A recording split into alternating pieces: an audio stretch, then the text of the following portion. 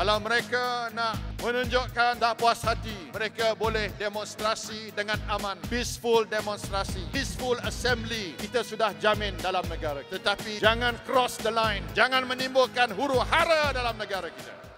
Kami anak Malaysia, kami berdiri megah, bersama kita teguh maju ke hadapan neraka.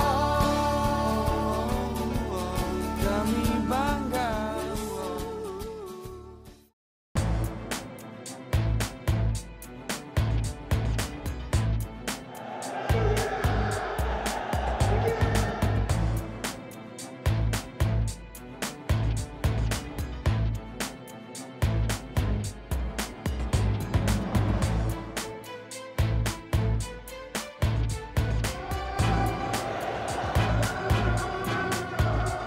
Kita berhimpun sebab kita ingin merayakan 40 tahun kewujudan Rela yang telah lahir pada tanggal 11 Januari pada tahun 1972.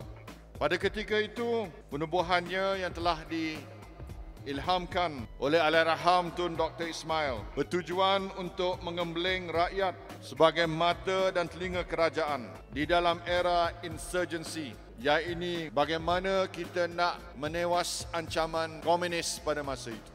Kumpulan inilah bersama-sama dengan anggota polis dan tentera dan pasukan-pasukan yang lain akhirnya pada tahun 1989 komunis telah mengaku kalah dan telah berundur dan menamatkan era insurgency.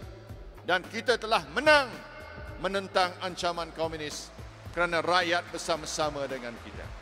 Tuan-tuan dan puan-puan, tidak dipaksa menjadi anggota Rela.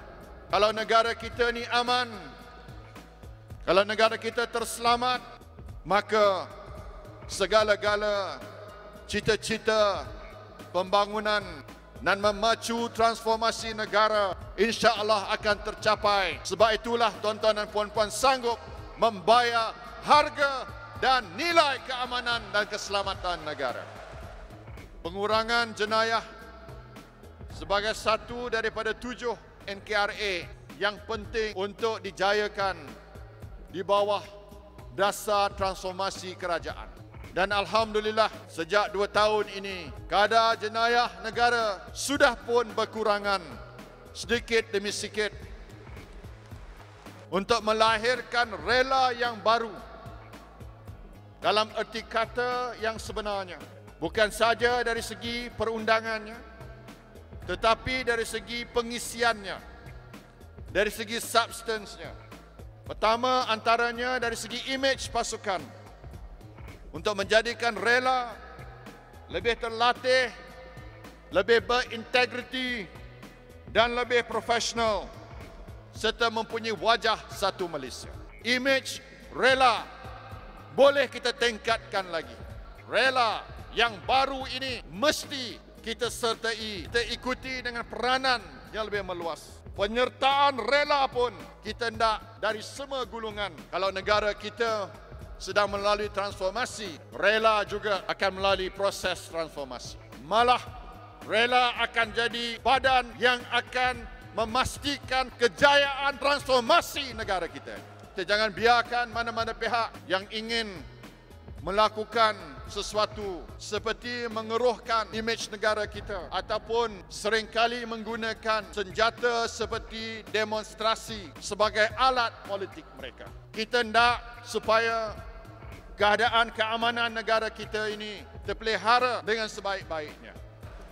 Jangan timbul keadaan yang mengganggu gugat negara kita kerana 2.8 juta anggota Rela tidak rela melihat keadaan negara kita kucak-kacir dan keamanan negara kita tergugat. Saya telah diberitahu bahawa Rela telah membuat permohonan pada kerajaan untuk mempertimbangkan naikkan allowance bertugas anggota sukarelawan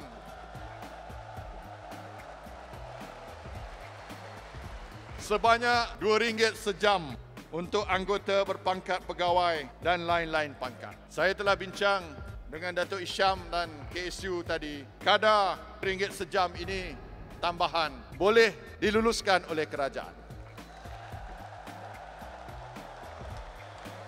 Semoga dengan pertimbangan ini, jasa tuan-tuan puan-puan tetap kita kenang sebagai kerajaan. Saya ucapkan selamat berjuang.